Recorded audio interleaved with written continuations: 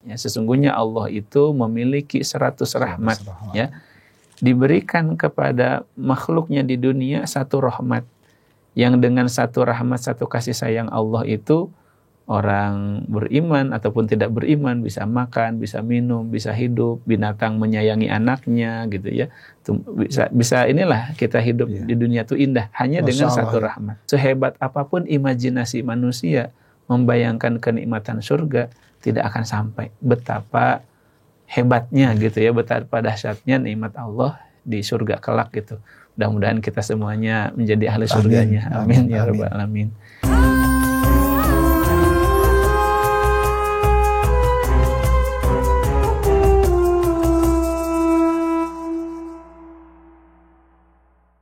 Bismillahirrahmanirrahim. Assalamualaikum warahmatullahi wabarakatuh. Waalaikumsalam warahmatullahi wabarakatuh. Selamat berjumpa kembali dengan kajian tafsir IKADI ini dalam podcast kita pada kali ini.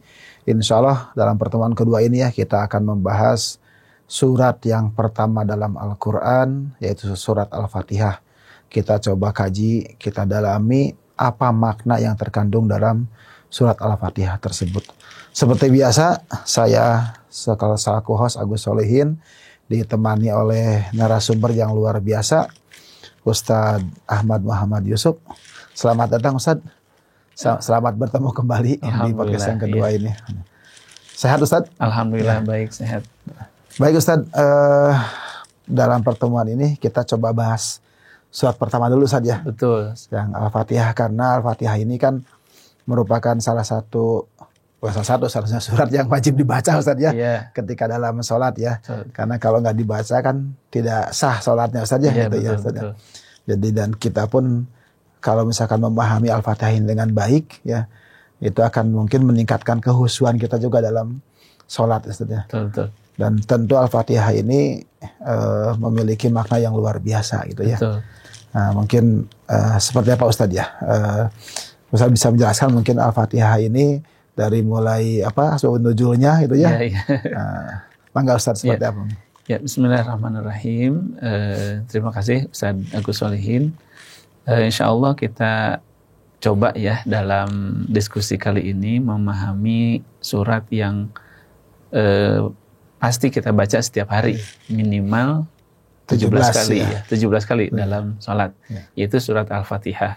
Meskipun Al-Fatihah ini bukan surat yang pertama turun, tapi dia menjadi surat yang pertama dalam Al-Quran ya, dalam susunan Al-Quran. Nah, karena memang demikian ya, bahwa Al-Quran itu urutan turun surat itu tidak sesuai, tidak sama dengan urutan Al-Quran ya, yang dibukukan, yang ditulis dalam mushaf. Susunan suratnya. Ya, susunan surat. Karena susunan surat dan juga susunan ayat ya. Jadi Nabi itu dulu ketika menerima wahyu dari Jibril, kata Jibril, wahai Muhammad, letakkan surat ini atau ayat ini sebelum surat ini atau ayat ini, atau setelah ayat ini atau surat ini. Jadi memang Al-Quran itu di Lauhul Mahfudz itu Al-Quran sudah dari Al-Fatihah sampai An-Nas, cuma turunnya berbeda-beda. Nah, kemudian Al-Fatihah ini begitu penting tadi seperti disebutkan oleh Ustadz Agus, bahwa setiap hari kita sebagai muslimin dan muslimat menunaikan salat minimal 17 kali ya, 17 kali kita membaca Al-Fatihah kalau tidak jamak qashar ya. Beda kalau kita kalau safar ya. Safar ya. Belum ditambah sholat-sholat sunnah dan sebagainya. Dan salah satu yang bisa menambah kekhusyuan kita dalam sholat adalah dengan kita memahami apa yang kita baca, salah satunya Al-Fatihah. Pertama kita coba bahas dulu ya. Jadi para ulama tafsir itu ketika membahas tafsir Al-Fatihah pasti tafsirannya panjang ya, bahkan bisa 1 jilid khusus tafsir surat Al-Fatihah. Ya, tapi kita singkat-singkat yang sesuai dengan kita aja, yang penting-penting ya. Al-Fatihah ini memiliki banyak nama ya, dan biasanya baik di orang Arab ataupun di kita, sesuatu yang memiliki banyak nama berarti menunjukkan dia itu agung, Orang yang gelarnya banyak, oh berarti ilmunya banyak. Sesuatu yang memiliki banyak nama berarti itu istimewa gitu ya, istimewa. Al-Fatihah itu salah satu nama saja yang sering kita sebut, kita ingat ya, Al-Fatihah sebagai pembuka gitu ya. Ada nama lain lagi Al-Fatihah itu As-Sab'ul Mathani ya. 7 ayat ya, 7 ayat. Kemudian disebut juga Ummul Kitab, induk dari Al-Quran atau induk dari surat-surat dalam Al-Quran, karena seluruh kandungan Al-Quran dirangkum dalam Al-Fatihah itu. Kemudian juga disebut Alhamdu ya, surat Alhamdu, karena di situ ada ayat Alhamdulillahirabbil alamin. Kemudian juga ada namanya Ar-Ruqyah. Ar-Ruqyah. Ya, sebab Al-Fatihah ini dalam satu kisah sahabat digunakan oleh para sahabat untuk meruqyah seorang kepala suku yang disengat ular ya, kena bisa ular, dibacain Al-Fatihah dan dengan izin Allah sembuh. Ya. Ular kalajengking Ustaz? Ya pokoknya ular atau kalajengking gitu berbisa, ya, berbisa gitu ya, kena bisa ya. Kemudian dengan izin Allah dibacakan Al-Fatihah dan sembuh gitu ya. Nah, kemudian apalagi yang akan kita bahas ya. Al-Fatihah ini kan biasanya kita memulai dengan isti'adzah ya. A'udzubillahi minasyaitonirrajim. Nah, perlu diketahui bahwa a'udzubillahi minasyaitonirrajim atau bacaan tersebut itu bukan bagian dari Al-Fatihah. Bahkan redaksi a'udzubillahi minasyaitonirrajim bukan bagian dari ayat Al-Qur'an. Yang ada di ayat Al-Qur'an hanya kata Allah, fa idza qara'tal qur'ana fasta'idz billahi minasyaitonirrajim. Jika kamu hendak membaca Al-Qur'an, maka berlindunglah kepada Allah dari setan yang terkutuk. Makanya redaksi isti'adzah atau ta'awudz itu kan bisa a'udzubillahi minasyaitonirrajim atau a'udzubillahi samiil alimi minasyaitonirrajim. Jadi boleh dua-dua itu ya. Itu isti'adzah. Nah, kemudian masuk kepada ayat yang pertama. Nah, tadi kita ngobrol-ngobrol, kata Ustadz, kok ada sebagian orang kalau jadi imam itu bismillahnya tidak dibaca ya? atau disirkan gitu. Ada juga yang mungkin lebih banyak di kita tuh bacanya jahar gitu. Ya. Nah, itu terkait dengan bismillah ini bagian dari Al-Fatihah atau bukan. Nah, sebagian yang mengatakan bahwa basmalah ini ayat pertama dari Al-Fatihah, maka dia menjadikan Al-Fatihah menjadikan basmalah itu jahar ya. Karena dia ayat pertama dari Al-Fatihah. Tapi ada yang mengatakan bahwa basmalah ini bukan bagian dari Al-Fatihah, maka dia mulainya dari Alhamdulillahirabbil alamin ya, seperti itu. Jadi awal mulanya dari perbedaan basmalah itu bagian dari Al-Fatihah atau bukan gitu ya, itu di situ. Ya masing-masing punya dalil lah ya, masing-masing punya dalil. Nah, berikutnya mungkin kita langsung itu ya bahas sekilas ya. Dari setiap ayatnya itu kita coba dalami Ustaz ya. Betul. Makna dari kandungan ayat itu. Jadi kita baca Al-Fatihah dalam salat itu kan. Kita baca Bismillahirrahmanirrahim, Alhamdulillah, itu kita bisa meresapi maknanya itu gitu Ustaz ya. Betul. Maka Ustaz kita bahas satu-satu. Jadi tujuannya supaya kalau kita baca Al-Fatihah baik dalam sholat ataupun di luar sholat adalah yang kebayang dalam benak kita ya.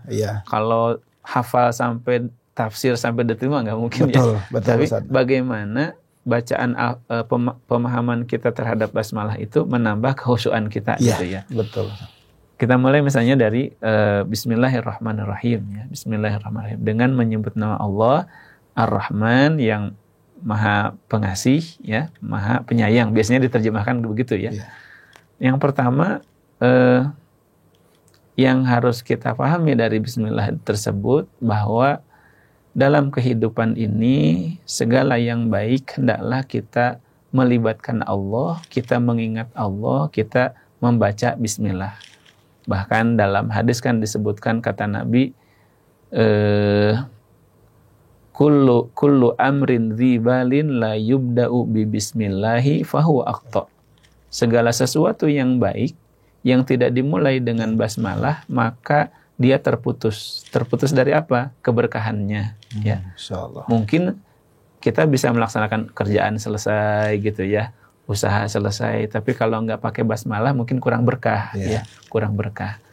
Nah, jadi hendaklah kita itu melakukan segala sesuatu ya dengan izin Allah Subhanahu wa taala. Bismillah ya, dengan izin Allah. Kemudian Ar-Rahmanir Rahim, Maha Pengasih, Maha Penyayang. Ya, betul ya. Sebagian kita sudah banyak memahami Ar-Rahman itu rahmat Allah yang diberikan kepada seluruh makhluk di dunia, baik yang beriman ataupun yang tidak beriman, kepada binatang, kepada tumbuh-tumbuhan. Ar-Rahman. Ar-Rahim adalah rahmat Allah, kasih sayang Allah, anugerah Allah untuk mereka-mereka yang beriman di surga. Dan ada satu yang menarik di sini ya, terkait dengan Ar-Rahman Ar-Rahim, rahmat Allah itu, dalam kata Nabi SAW, Inna lillahi mi'ata rahmah. Ya, sesungguhnya Allah itu memiliki 100 rahmat. Ya, diberikan kepada makhluknya di dunia satu rahmat, yang dengan satu rahmat, satu kasih sayang Allah itu orang beriman ataupun tidak beriman bisa makan, bisa minum, bisa hidup, binatang menyayangi anaknya gitu ya. Bisa inilah kita hidup di dunia itu indah hanya dengan satu rahmat. Itu satu rahmat aja Ustaz, satu rahmat dari 100 itu ya.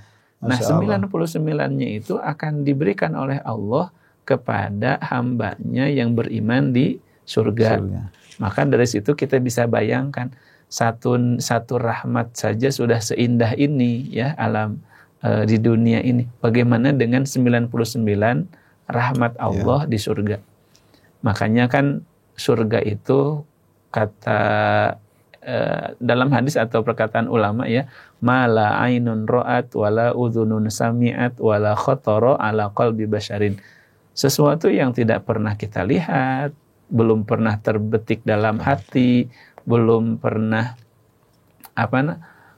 tidak pernah didengar oleh telinga. Sehebat apapun imajinasi manusia membayangkan kenikmatan surga, tidak akan sampai. Betapa hebatnya gitu ya, betapa dahsyatnya nikmat Allah di surga kelak gitu. Mudah-mudahan kita semuanya menjadi ahli surganya. Amin ya rabbal alamin. Ya. Jadi nggak terbayangkan indahnya itu ya. Ya, iya. Nikmatnya itu luar biasa gitu ya, surga itu ya. Betul. Ya. Nah, kemudian kita misalnya masuk alhamdulillahirabbil alamin, segala puji bagi Allah Subhanahu wa taala, Rabbul alamin. Alhamdulillah, segala puji bagi Allah ya. Apa yang harus kita renungkan kalau kita sholat ketika membaca alhamdulillah ini, bahwa yang pantas dan berhak mendapatkan pujian itu hanya Allah ya. Bahkan kalau kita beramal soleh, nggak boleh kita tujuannya amal soleh ingin dipuji, namanya nanti sum'ah atau ria gitu ya. Sum'ah ingin didengar orang, ria ingin dilihat orang gitu ya. Tapi tidak masalah juga kata para ulama kalau kita sudah beramal soleh dengan niat ikhlas karena Allah, kemudian kita dapat apresiasi dari orang, itu nggak masalah. Asal kita harus jaga hati ya, jangan sampai jadi berubah niat gitu ya. Alhamdulillahirabbil alamin, Rabbul alamin. Allah itu Rabb ya, Rabb itu pemilik, pemelihara, pemilik ya alam semesta ini ya. Rabb itu dalam bahasa Arab pemilik. Dulu itu Abdul Muttalib ya, kakeknya Rasulullah SAW, ketika Abrahah itu mau menyerang Ka'bah dan terjadi dialog ya antara Abrahah dengan Abdul Muttalib ya. Abdul Muttalib kata Abrahah itu mengira Abdul Muttalib ini orang yang berwibawa gitu ya. Tapi ketika mendengar, ini salah paham aja sebenarnya, ketika mendengar perkataan Abdul Muttalib, dia menagih 200 ekor unta ya yang ditahan oleh Abrahah. Kata Abrahah, dikirain saya kira Anda itu orang yang berwibawa, tokoh suku Anda, tapi Anda malah datang ke sini malah menagih unta yang menagih unta. Nggak kasihan apa dengan orang-orang Quraisy? Apa kata beliau? Ini saya ingin menjelaskan kata Rob ya. Kata beliau, ana Robbul ibili walil Ka'bati Robbun yahmihi. Ya, saya ini pemilik unta, sementara Ka'bah itu punya Rob, punya pemilik yang dia akan menjaga Ka'bah itu. Ya. Jadi Rob itu kata makna dasarnya adalah pemilik. Ya. Nah, jadi dengan kita mengucapkan alhamdulillahirabbil alamin, ya, harus ada dalam hati kita itu bahwa alam semesta dari mulai yang alam mikro ya, yang paling kecil, sampai dengan alam makro ya, yang makroskopik gitu ya, yang planet, galaksi gitu dan sebagainya, semuanya milik Allah. Bahkan kalau orang beriman itu, setiap dia melihat apapun yang ada di sekitarnya, dia pasti ingat Allah, bahwa semua ini milik Allah. Bahkan dirinya sendiri milik Allah. Inna lillahi wa inna ilaihi raji'un. Ayat berikutnya Ar-Rahmanir Rahim tadi ya, ditekankan lagi terkait dengan kasih sayang Allah Subhanahu wa taala. Maliki yaumiddin, ya, Allah yang menjadi penguasa pada hari pembalasan. Ini di sini ya, di sini sudah diingatkan. Jadi Al-Fatihah ini kan surat Makkiyah ya. Al-Fatihah itu surat Makkiyah. Nah, salah satu yang diingkari oleh orang-orang kafir di Mekah itu adalah hari berbangkit ya. Jadi hal-hal yang mereka biasanya orang-orang kafir itu ketika zaman dulu ya, zaman sekarang juga sama, yang diingkari itu apa? Hari kebangkitan. Mereka tidak percaya hari kebangkitan. Kata mereka kan dalam Al-Quran, namutu wa nahya wa ma yuhlikuna illa dahr. Kita ini di dunia ini cuma hidup, lahir dan mati, wala yuhlikuna illa dahr, dan kita itu tidak akan dihancurkan kecuali oleh zaman. Jadi kalau udah mati ya udah gitu kata mereka. Nah, tapi Allah sudah menegaskan Maliki yaumiddin, bahwa ada yaumuddin, hari pembalasan, yaumul hisab. Ya, kita juga sebagai orang beriman tidak cukup ya beriman kepada hari kiamat itu dengan oh ya saya beriman. Tidak. Beriman kepada hari akhirat itu harus ada buktinya. Bagaimana kita hati-hati dalam bertindak, hati-hati dalam berkata, hati-hati dalam membuat keputusan. Karena apapun yang kita lakukan, kita putuskan hari ini, ada perhitungannya nanti ya. Ada dampaknya nanti gitu ya. Ada dampaknya di akhirat. Jadi di sini tuh Maliki yaumiddin tuh kita meyakini bahwa Allah tuh menguasai hari akhirat bangkit ya. Jadi semua amal-amal kita selama di dunia ini akan dibalas baik buruknya itu di akhirat nanti. Betul. Menjadi pemaknaan dari itu juga ya. Jadi akan nambah khusyuk kan salatnya gitu ya. Dan pertanyaannya, kita udah siap belum gitu ya itu ya. Iya. Kita udah siap belum gitu. Nanti tema berikutnya kita bahas tentang hari akhir. Iya. Dilanjut Ustaz. Nah, yang menarik itu ya disebutkan, ini yang saya gunakan itu tafsir Ibnu Katsir ya. Ustaz sambil minum Ustaz ya. Iya, silakan. Nah, ketika membahas ayat iyyaka na'budu wa iyyaka nasta'in, kan itu domirnya ka ya. Kalau tadi domirnya goib. Bismillahirrahmanirrahim, alhamdulillahirabbil alamin, arrahmanirrahim, maliki yaumiddin. Dia Allah segala puji bagi Allah. Kemudian dia itu kan kata ganti ketiga domir ya. Dia yang menjadi penguasa pada hari kiamat. Tapi ketika iyyaka na'budu wa iyyaka nasta'in, kan iyyaka hanya kepada engkau. Tadinya domir goib menjadi domir mukhatab gitu ya, domir mukhatab. Seakan-akan kita itu sudah berada di hadapan dengan Allah, di hadapan Allah. Nah, kata para ulama nih, saya bacakan dari tafsir Ibnu Katsir. Wa tahawulul kalami minal ghaibah ilal muwajahah bika fil khitab li'annahu lamma athna 'ala Allahi fa ka'annahu iktaraba wa hadara baina yadayillahi ta'ala. Jadi perpindahan dari kata ganti ketiga dia domir goib kepada domir mukhatab kata ganti kedua gitu ya, Allah kepadamu gitu ya, hanya kepada kamu kami menyembah, hanya kepadamu kami meminta pertolongan. Jadi seolah-olah dimulai Al-Fatihah itu kita berjalan menuju Allah gitu, mendekat kepada Allah.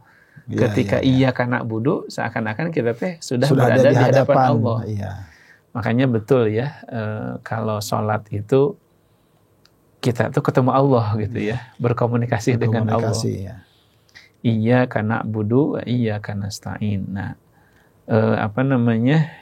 sebagian ulama menyebut ini adalah tauhid uluhiyah ya. Kalau alhamdulillahirabbil alamin, Allah penguasa alam, Allah pemilik ya, pemelihara alam semesta, Malik Yaumiddin, penguasa yang menjadi penguasa pada hari pembalasan, itu tauhid rububiyah. Tapi ke sini tauhid uluhiyah, hanya kepada Allah kami menyembah, hanya kepada Allah kami meminta pertolongan ya, tauhid uluhiyah. Introspeksinya kepada diri kita dari ayat ini, sudahkah kita hanya beribadah kepada Allah ya? Atau jangan-jangan ya dalam sebagian aktivitas kita masih ada kesyirikan gitu ya, kesyirikan ya. Ya kan syirik itu ada syirik yang besar, asyirkul akbar ya. Ada asyirkul asgor ya, atau asyirkul khafi, syirik yang tersembunyi. Kayak misalnya kita riya, itu ingin dipuji orang gitu ya, tidak ikhlas ya dalam beribadah, dalam beramal soleh. Nah, sudahkah kita mengikhlaskan ibadah kita hanya untuk Allah? Iyyaka na'budu wa iyyaka nasta'in. Dan sudahkah kita hanya meminta tolong itu kepada Allah? Di masyarakat kita masih banyak ya yang kalau lagi kepepet itu larinya kemana? Ke orang pintar ya, ke dukun ya, jampi-jampi yang tidak sunnah gitu ya. Itu kan menggoyahkan akidah ya, menggoyahkan akidah kita. Barang siapa yang mendatangi dukun, kata Nabi, dan dia membenarkan, mempercayai, maka tidak akan diterima sholatnya 40 hari ya. 40 hari itu ya. Ini jadi introspeksi kita. Iyyaka na'budu wa iyyaka nasta'in, ihdinas siratal mustaqim. Di sini permohonan kita, ihdinas siratal mustaqim. Ya Allah, tunjukilah kami jalan yang lurus. Mungkin ada yang bertanya, kenapa setiap kita sholat, kita baca Al-Fatihah, kita selalu minta tunjuki jalan yang lurus. Selalu minta petunjuk. Ya, selalu minta petunjuk. Berarti selama ini kita dalam keadaan sesat gitu ya. Nah, yaitu pertanyaan yang logis, bahkan dalam tafsir juga disebutkan demikian, tafsir Ibnu Katsir juga. Jadi sebenarnya hidayah itu seperti iman ya. Hidayah itu seperti iman. Naik turun Ustaz. Yazidu wa yankus ya. Yazidu wa yankus. Ada kalanya bertambah, naik, ada kalanya berkurang menjadi turun. Hidayah juga demikian ya. Makanya selalu kita minta kepada Allah ditambahkan hidayah, bukan diberi hidayah, bukan sekedar diberi hidayah, ditambahkan hidayah. Kan Allah juga menyebutkan tentang pemuda Al-Kahfi itu ya. Innahum fityatun amanu bi rabbihim wazidnahum huda. Ya.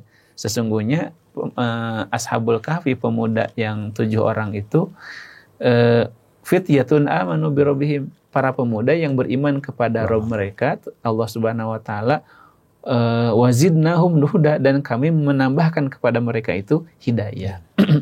Ya, contoh simpelnya begini.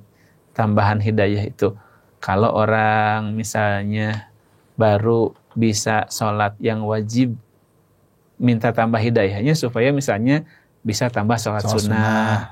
Kalau orang baru bisa zakat aja, belum sedekah, ya minta hidayahnya supaya bisa sedekah.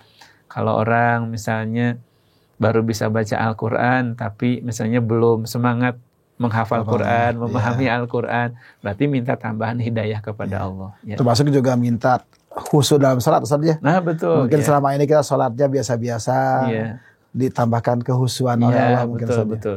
Kita tidak akan pernah cukup dengan hidayah dari Allah Subhanahu wa taala. Maksudnya kita perlu terus ya meminta hidayah kepada Allah. Semakin banyak hidayah yang Allah berikan kepada kita, semakin dekat kita kepada Allah dan semakin mudah kita menjauhi larangan Allah Subhanahu wa taala.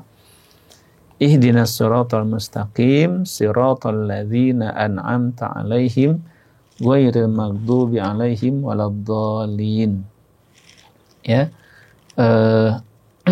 Ya, yaitu jalan orang-orang yang telah Engkau beri nikmat, ya.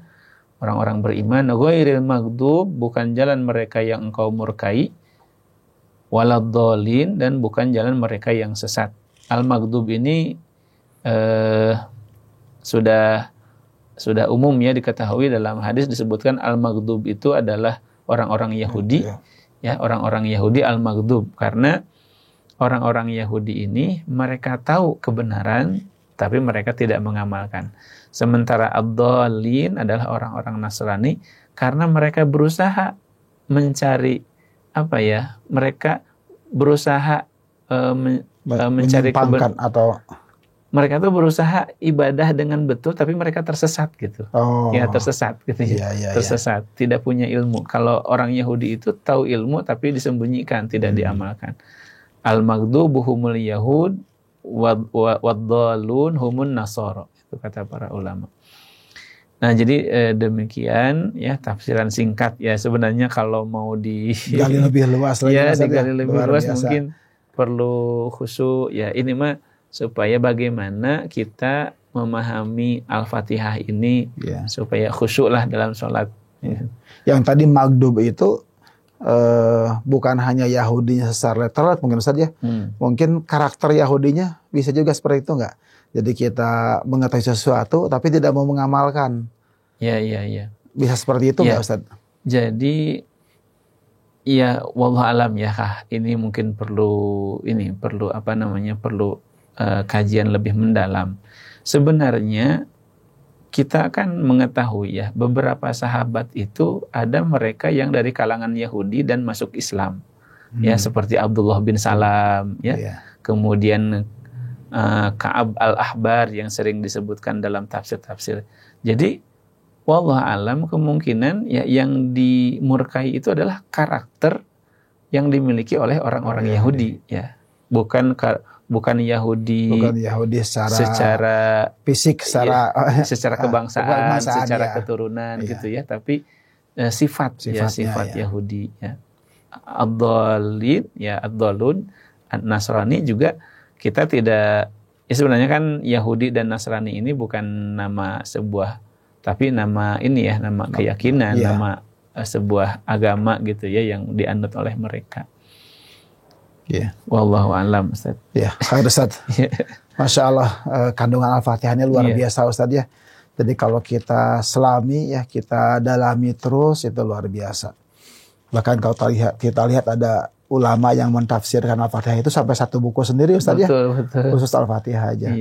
Jadi waktu yang singkat ini mungkin tidak cukup untuk membahas kedalaman Al-Fatihah. Betul. Tapi mudah-mudahan dengan sedikit kita mentadaburi Al-Fatihah ini, menambah kepahaman kita tentang Al-Fatihah, dan pada intinya dengan Al-Fatihah kita lebih paham ini, kita bisa lebih khusyuk lagi dalam sholat kita itu ya, karena ketika kita membaca Al-Fatihah dalam sholat, kita bisa memahami Al-Fatihahnya, meyakini keberadaan Allah, meyakini tentang hari akhir, dan kita meminta pertolongan ya, petunjuk jalan ya kepada Allah yang lurus gitu ya. Mudah-mudahan itu menjadi penguat keimanan kita dan menguatkan amal-amal kita. Amin. Baik Ustaz, terakhir mungkin ada yang mau disampaikan tentang Al-Fatihah ini? Iya. Jadi ya seperti tadi ya, Al-Fatihah ini disebut juga oleh Nabi SAW ya. Di dalam tafsir Ibnu Katsir ini disebutkan Fadlul Fatihah. Ya, keutamaan surat Al-Fatihah. Nabi itu suatu saat bertemu dengan seorang sahabat ya, Sa'id bin Al-Mu'alla ya radhiyallahu anhu. Beliau itu suatu saat sedang sholat ya. Kemudian dipanggil oleh Nabi SAW, tapi karena beliau itu sedang sholat, beliau selesaikan dulu sholatnya. Meskipun ditegur ya oleh Nabi. Karena dalam surat Al-Anfal itu kan, ya ayyuhalladzina amanu stajibu lillahi walir rasuli idza da'akum lima yuhyikum. Ya. Tapi intinya riwayat ini mengatakan Nabi itu ingin mengajari kepada sahabat Sa'ad bin Al-Mu'alla ini, beliau mengatakan la'u'allimannaka a'dhamma suratin fil Qur'an qabla an takhruj. Aku mau mengajarkan kepadamu seagung-agung surat dalam Al-Qur'an sebelum engkau keluar dari masjid.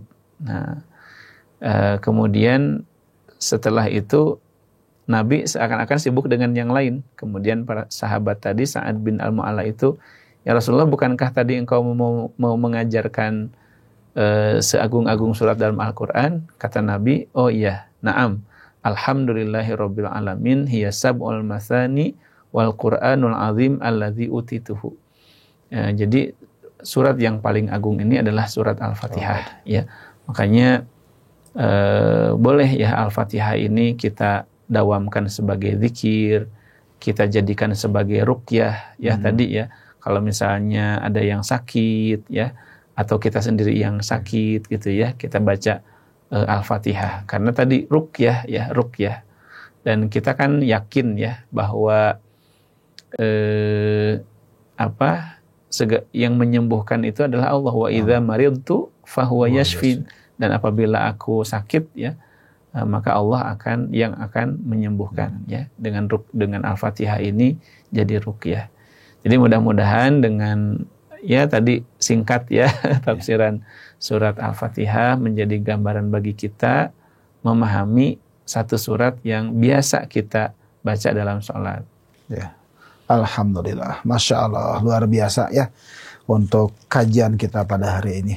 Baik pemirsa, mungkin itu tentang tadabbur surat Al-Fatihah. Ya seperti biasa, kalau ada pertanyaan silahkan bisa di chat ya di kolom komentar, atau nanti mungkin bisa disampaikan juga nomor WA-nya ya, atau nomor Google Drive-nya nanti ya. Silahkan nanti bisa disampaikan di situ pertanyaan. Akan kita kumpulkan, kita nanti ada sesi khusus untuk menjawab pertanyaan-pertanyaan. Terima kasih, kita tutup pertemuan kita dengan baca hamdalah. Alhamdulillahirrahmanirrahim. Assalamualaikum warahmatullahi wabarakatuh. Waalaikumsalam warahmatullahi wabarakatuh.